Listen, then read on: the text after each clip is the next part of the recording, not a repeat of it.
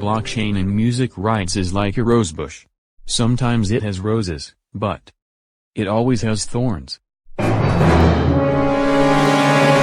Welcome to Music Pub Cartoons. In this episode, we will go through the issues in music rights that can be realistically solved with the use of blockchain. None. And that was it for this episode. Please subscribe and press on the bell icon to be notified about the next one. Just joking. Well, if it was about my expectations, it would be the end, but we will talk about hopes. When it comes to blockchain and music rights, I will drown in roses today.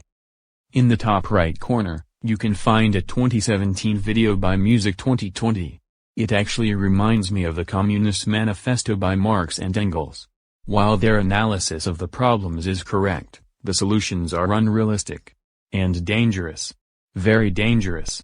Because of the distributed nature of blockchain tech, they claim that a single database with all the data containing all relevant information about music owners and music users will be accessible by anyone.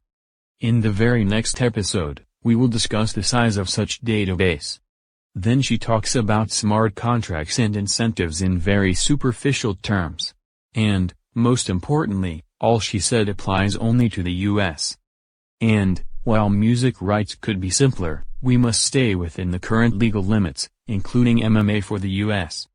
And she talks about labels, publishers and societies, as if they will just roll over and die. Of course they will. Okay, time to get serious. Let's explain how things could work. First, accepting some legacy, like ISWC, versus clean cut. In one of the previous videos, I explained why we need new identifiers. This will not happen soon. Societies and major music publishers have invested heavily in the new ISWC process, expected to be launched in 2020. Since I made that video, I had a chance to talk to people who lead this process and I think it will work as expected. While it may not be the best solution, it is one people currently believe in. I doubt DSPs will opt for a different solution in the next year or so. So, unless a major and unexpected disruption happens, only blockchain solutions that include ISWCs have a chance. And same applies to most of other legacy issues. Never in the history of recorded music, did performing artists, labels and other interested parties who share income have had a situation so close to perfect as right now.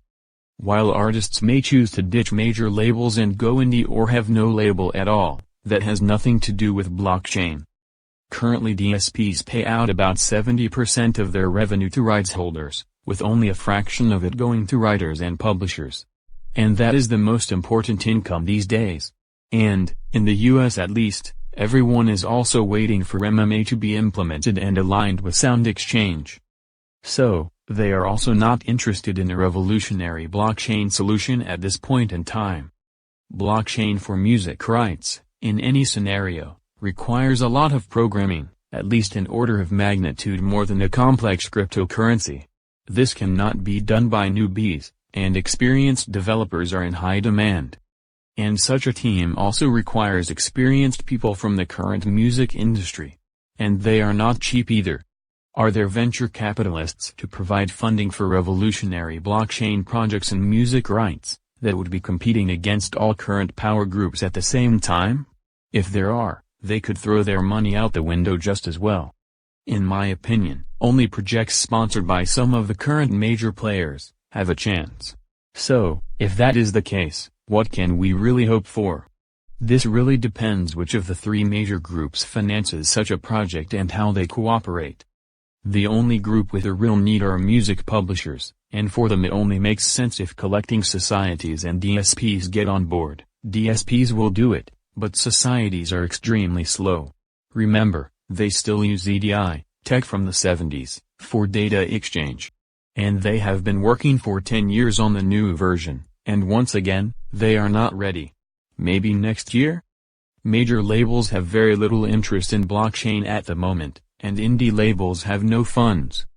And major DSPs don't really care. Things work for them as they are. It is pretty clear what major publishers want. More money. And they will only get more money in two ways, If DSPs pay more for works and less for recordings, and this has nothing to do with blockchain. Or because DSPs and, someday in a distant future, collecting societies, will be able to faster identify musical works behind the music being performed, streamed or downloaded. And for this to happen, the metadata included in the recordings must hold the metadata about musical works. This is the first and only real concern for them. While this may seem like just one minor thing, this is actually the first thing that has to happen in a music blockchain project that aspires to become a global one. DSPs, and societies once they enter in the 21st century, will demand smart contracts, as they will want to know, for example, until when a publisher has collecting rights. Aspects important to small people who create music, such as data being public and the code being open source, is something that will require a fight.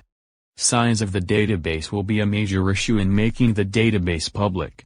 And the database size is our topic in the next Tuesday Tech video. Thanks for watching Music Pub Cartoons.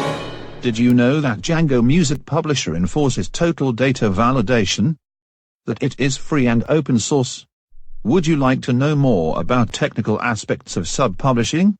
We would also recommend you this video. Please like and share with others who might benefit from our tools.